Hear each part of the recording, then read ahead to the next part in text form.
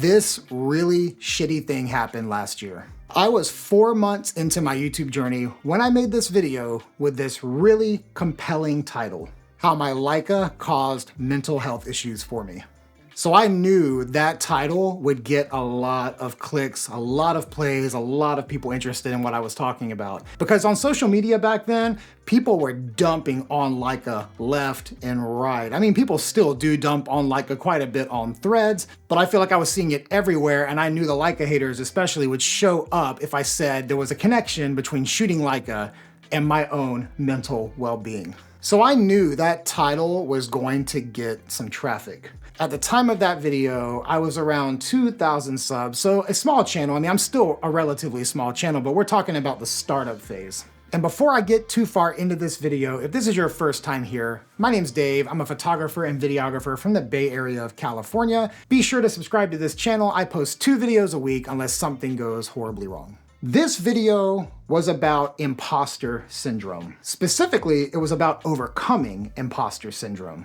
I spent most of last summer in Rome because I have family there that we were visiting, and I was really struggling to get good compositions as I took photos around the Eternal City. Then I would hop on Instagram and see these other photographers who I greatly respect and love getting these like absolutely incredible shots around the city. They were getting shots of like the Colosseum area with nobody there and this beautiful sunrise. And I was thinking to myself, man, like I go there and my photos just look like absolute garbage.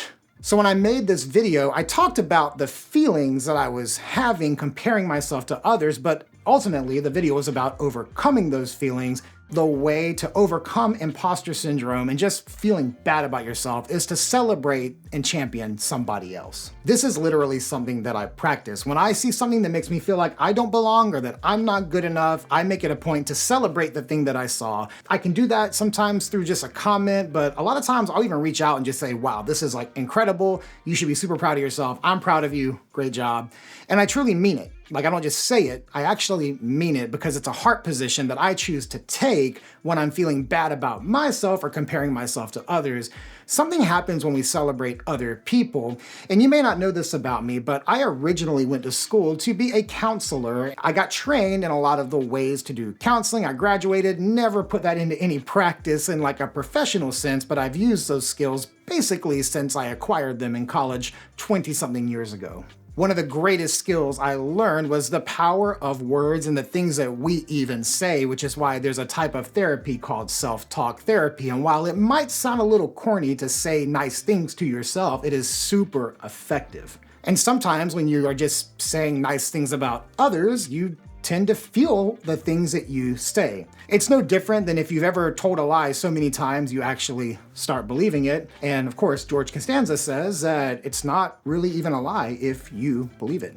That same principle is in play for positive things just like it is with negative things. So I overcome imposter syndrome by flipping that narrative that goes on in my head and celebrating the thing that made me feel inferior, by championing the person and the thing that they've created so that that becomes what my focus is on. And it's not on me now, it's on the thing that I saw that I really admired, and I flip that script so that it's all about that thing and not about me, because they don't make things for me, and it's not about me anyway, so why should those things make me feel bad about myself? And what happens when I do that is I just feel better.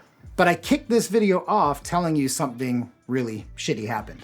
You see, what happened was somebody read the title and saw the thumbnail, took a screenshot of that title and thumbnail and posted it on a subreddit and invited everybody on the subreddit to come comment on my video. I received over 500 comments in less than 24 hours. Most of those comments absolutely vile. Some ripped apart my photography. Some made crazy accusations against me. There were dozens that told me to literally kill myself and that the world would be better off if I was dead.